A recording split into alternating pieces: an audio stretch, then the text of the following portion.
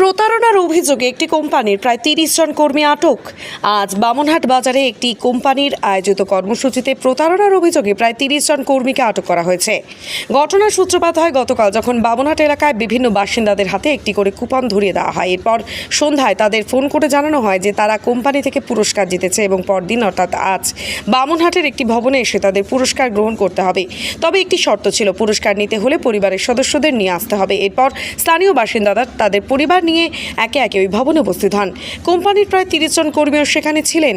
ভবনে আসা বাসিন্দাদের অভিযোগ, প্রথমে তাদের নাম নথিভুক্ত করা হয় এবং তাদের মাসিক আয় সম্পর্কে জানতে চাওয়া হয়। যাদের মাসিক আয় ১০,০০০ টাকার নিচে তাদের ৪টি কাচের বাটির একটি সেট দিয়ে বিদায় করে দেওয়া হয়, আর যাদের মাসিক আয় ১০,০০০ টাকার উপরে তাদের ভবনের ৩ তলায় ডেকে নেওয়া হয়। সেখানে কোম্পানির মহিলা কর্মীরা তাদের বীমা সম্পর্কে বোঝান। উপস্থিত একজন ভুক্তভোগী জানান তাকে বছরে ১২,৯০০ টাকার একটি পলিসি করানো হয়েছে। এই ঘটনার সূত্রপাত হয় বামনহাটের তপন সরকার নামে এক ব্যক্তির অভিযোগের ভিত্তিতে। তিনি অভিযোগ করেন যে ২০২৩ সালে এই একই কোম্পানি তার সাথে প্রায় ৫৫,০০০ টাকা জালিয়াতি করেছে।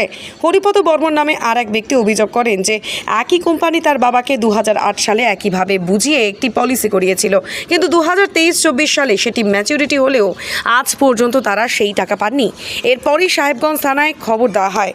সাহেবগঞ্জ থানার পুলিশ এসে কর্মীদের জিজ্ঞাসাবাদ শুরু করে, কিন্তু কোনো সদুত্তর না পেয়ে তাদের আটক করে থানায় নিয়ে যাওয়া হয়। এই প্রসঙ্গে অভিযোগকারীরা কি বলছেন তা শোনা যাক। কি কারণে এখানে আসা? রিলায়েন্সের জন্য। কি পলিসি করলেন? হ্যাঁ, কি পয়সা করি কি এখানে নিয়ে নেওয়া হয়েছে? এখনই নিবে। হ্যাঁ, এখনই নিবে। পয়সা করে এখনই নেবে। কত টাকার পলিসি করালো আপনাকে? 12,900। 12,900। কত দিনের? 5 বছর, 10 বছর ম্যাচুরিটি। আচ্ছা, 5 বছর ধরে চালাতে হবে। 5 বছর চালাতে। আর 7,900 কত টাকা মান্থলি না? 12,000। হ্যাঁ, 12,900 12,900 কি ইয়ারলি? ইয়ারলি। আপনার বাড়ি এখানে? নাম? সন্তু বর্মন। হ্যাঁ, সন্তু বর্মন। কি হয়েছিল আজ এখানে? কিছু তো বুঝতে পারলাম না। একটা সম্ভবত একটা মিটিং হচ্ছিল আর কি ভবনে। বড় বড় জায়গাতে ছোটো মোটো কেস তো হয়েই থাকে এরকম। আমাদের বাংলার তো বড় জায়গায় ছোটো মোটো কেস এরকম চিটা ফিটারে আসেই। বাংলাটা প্রচুর বড় লোক আছে, তাদের কাছ থেকে একটু টাকা পয়সা তুলে নিয়ে চলে যায়। এবার তার প্রতিবাদ আমরা করলাম। পরে কি হলো? পরে পুলিশ প্রশাসনকে খবর দেওয়া হলো, প্রশাসন এসে তাদেরকে তুলে নিয়ে চলে গেল। তারা কি বলেছিল কোম্পানির তরফ থেকে? কোম্পানির তরফ থেকে কি কুপন টুপন দিয়েছিল, দেওয়ার পর তাদেরকে কল করেছিল। কল করার পরে তাদেরকে আসতে বলা হয়েছিল বামনহাট ভবনে। অনেকেই এসেছিল। তারপর যারা ড্রেস পোশাকে খুব ভালোভাবে এসেছিলো তাদেরকে আপ্যায়ন করে 3 তলাতে নিয়ে যাওয়া হয়, ফ্যানের নিচে বসানো হয়, তাদেরকে যে মানে অন্যরকমভাবে মোটিভ করানো হয়। আর যারা ওই ঠেলা নিয়ে, রিক্সা নিয়ে, সাইকেল নিয়ে এসছে তাদেরকে ওখান থেকেই টিফিন দিয়ে ধন্যবাদ দাদা বলে, ওয়েলকাম বলে ওখানেই দিয়েছে, ওদেরকে ভাগিয়ে দিয়েছে। এতটুকু। আপনার নাম? আমার নাম সঞ্জয় মাঝি। আপনার সাথে কি হয়েছিল? আমার সাথে তো বাবা বই করছিল 2008 সালে। কোন কোম্পানি? রিলায়েন্স কোম্পানির। আচ্ছা, তারপরে কিস্তি দেওয়ার পরে কিছু খবর আসে নাই, পরে তো বন্ধ হওয়ার ছিল। তারপরে কোনো খবরই নেই। তারপরে পরশুদিন শুনলাম যে এইখানে আসবে বামনহাটে। তা আমি ওই দিনে বইটা নিয়ে আসছিলাম। কথা বললেন তাদের সাথে? হ্যাঁ, কথা বললাম, বললো তো কুচবিহারে যেতে। এখানে মেশিন আনি নেই, কম্পিউটার আনি নেই, কুচবিহারে যাবে, কুচবিহারে গিয়ে তারপরে। তো তাদেরকে তো পুলিশ উঠিয়ে নিয়ে গেল। কি মনে হচ্ছে? ওটা তো ফল্টই মনে হচ্ছে। আপনার নাম? হরিপদ বর্মন। বাড়ি কোথায়? বাড়ি বগনিহাট। 2022 সালে আমি রিলায়েন্স শপিং মলে শপিং করতে যাই। তখন আমাকে এইভাবে একটা কার্ড দিয়ে এইভাবে আমাকে তাদের অফিসে পরবর্তীকালে ফোন নাম্বার দেওয়া হয়, সেই হিসাবে আমাকে ডেকে নিয়ে যায়। ডেকে নিয়ে যাওয়ার পরে যে এখানে এরকম বিভিন্ন ধরনের সুবিধা আছে রিলায়েন্সের আর কি, ওদের ইনভেস্টিংয়ের যে পলিসি আছে। তা আমি ওদের কথা মতো দেখলাম যে ঠিক আছে, সেই হিসাবে আমি এই পলিসিটা করি একটা বাৎসরিক 55,000 টাকার। আচ্ছা, পরবর্তীকালে কেস আমার হয়ে যাওয়ার পরে আমি প্রথম কিস্তির টাকা জমা দেওয়ার পরে 3-4 মাস পরের দিকে আমাকে আবার ডেকে বলে যে আমাদের যে ওয়েস্ট বেঙ্গলের সার্কুলার আছে তার মধ্যে আমার একটা প্রাইজ কোম্পানির থেকে মানে লাকি ড্রতে আপনার নাম লাকি উঠছে। ড্রতে নাম উঠছে। তা আমি প্রথমে অত বুঝতে পারিনি, পরবর্তীকালে ঠিক আছে অফিসে যাই। আমি অফিসে যাওয়ার পরে আমাকে বললে এইভাবে তোমার লাকি ড্রোর নাম আসছে, অ্যাডভান্স যদি একটা কিস্তির টাকা দেওয়া হয় তাহলে আমাকে 3 মাসের মধ্যে 87,000 টাকার ওদের গিফট যে আছে ওদের ওখান থেকে এককালীন কত টাকা দেওয়ার কথা বলেছিল, মানে অ্যাডভান্স কিস্তিটা কত টাকা? অ্যাডভান্স কিস্তি ওই যে 55,000 টাকা। আচ্ছা, তো সেই টাকাটা পরবর্তীকালে আমি ওদের কথা হিসাবে আমি সরল হিসাবে ওদের অফিসে জমা করি। এখন অফিসে জমা করার পরে আমি ওদের ডেট হিসাবে যাই, ডেট ঘোরাঘুরি করছে। তারপরে আমি কই আমি যে টাকাটা দিলাম তার রিসিপ্টটা তো দিবেন। রিসিপ্ট এরকমভাবে 2-3 মাস ঘোরাঘুরি করতে করতে করতে আমি এখন অনেক কয়বার অফিসে যাওয়ার পরে খুব রাগারাগির পরে আমাকে একদিন একটা রিসিপ্ট দিল। তা রিসিপ্টটা তো প্রথম অবস্থায় আমি ওগুলো অত বুঝতে পারিনি যে এটা অরিজিনাল না ডুপ্লিকেট।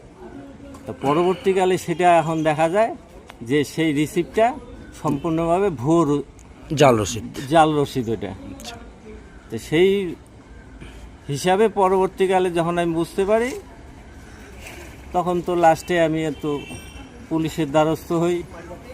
পুলিশ সহজে এফআইআর নেয় না, অনেক কষ্ট করে। যাই হোক পরবর্তীকালে এফআইআর সব অফিসেই আমার চিঠি করা আছে। ওদের বোম্বে অফিস, কলকাতা অফিস সব জায়গায় আমি যোগাযোগ করছি। যোগাযোগেও কোনোভাবে সঠিক কোনো পদক্ষেপ পাই নাই। পরবর্তীকালে তো কেস টেস করার পরে এখন যে অভিযুক্ত সেই অভিযুক্ত আমাকে ফোন করে অনেক কিছু যে তোমার টাকা পাবা অমুক হ্যান ত্যান, এবং অনেক দিন ঘোরাঘুরি করে, আজ দেবো কাল দেবো করতে করতে এখন অবধি আমি টাকা পাই নাই। এখন ওই অফিসেরই আজকে আমাদের বামনহাটে ওই একই সিস্টেমে ওরা আসে, এইভাবে মার্কেটিং করে মানুষের কাছ থেকে গিফট দেওয়ার নাম করে করার ইস্যু করে পলিসি করায়। যার জন্য আজকে বামনহাটের লোক এগুলো একটু জানাজানিতে সবাই একত্রিত হওয়ার পরে জিনিসটা একটু হয়ে পুলিশের দ্বারস্থ হয়। পুলিশ নাকি তাদের 2জন স্টাফকে নিয়ে গেছে থানায়, আপাতত যা জানতে পারলাম। এখন কী স্টেপ নেবে পুলিশ সেটা এখন প্রশাসনের উপরে এখন নির্ভর করবে। আপনার এই এফআইআরটা কবে নাগাদ করা হয়েছিল? এফআই যখন আমি ওরা টাকা মানে ওইভাবে যে টাকাটা দেওয়ার কথা ছিল গিফট ভাউচার, সেই টাকাটা না দেওয়ার পরবর্তীকালে যখন বুঝতে পারলাম না, সেটা কত সালে করা এফআইআরটা? ওটা সম্ভবত 2023 হবে। আচ্ছা, 23 আমি ওটা এফআইআর পুলিশের পক্ষ থেকে এখনো সেই এফআইআর এর কোনো এখন পুলিশের পক্ষ থেকেও এফআইআর কোনো আজ পর্যন্ত কোনো হদিশ পেলাম না। এখন ওই অবস্থাতেই আছে, কিছু বুঝতে পারতেছি না। এর কোম্পানি কোনো স্টেপই নেয় না। কোম্পানি স্টেপ না নিলে কি করে কি হবে? এখন কোম্পানি কোনো স্টেপ না নেয়, আবার কোম্পানি ওই একইভাবে মার্কেটে নামছে। কি এইভাবে তো দেখি প্রচুর লোক প্রতারিত হয়ে যাবে। এই তো আর কি বলবো আমি। আপনার নাম? আমার নাম তপন সরকার, বামনহাটি বাড়ি। বামনহাটেই বাড়ি। কি করেন আপনি? আমার একটা দোকান আছে, দোকানই করি। আপনি কি বাইক বা স্কুটার কেনার কথা ভাবছেন? আপনি গাড়ি নিতে গিয়ে ঠকে যাচ্ছেন না তো? দীর্ঘ 7 বছর যাবৎ সততার সাথে ব্যবসা করে আসছে বামনহাট আমান হোন্ডা। তাই নিশ্চিত মনে এখনই চলে আসুন বামনহাট আমান হোন্ডা শোরুমে এবং নিয়ে যান আপনার পছন্দের বাইক বা স্কুটার। আমাদের এখানে রয়েছে বিভিন্ন মডেলের বাইক ও স্কুটারের বিশাল সম্ভার। এছাড়াও এখানে একই ছাদের তলায় পেয়ে যাবেন সেলস, সার্ভিস এবং স্পেয়ার পার্টস। প্রত্যেক কেনাকাটায় রয়েছে স্বল্প ডাউন পেমেন্ট ও ন্যূনতম ডকুমেন্টসে লোনের সুবিধা। এছাড়াও রয়েছে সুদক্ষ কারিগর দ্বারা স্বল্প সময়ে গাড়ি সার্ভিসিং এর সুবিধা। তাই আর দেরি না করে এখনই যোগাযোগ করুন বামনহাট আমান হোন্ডা শোরুমে। স্থান বামনহাট SBI ATM এর পাশে। যোগাযোগের নম্বর 9002805414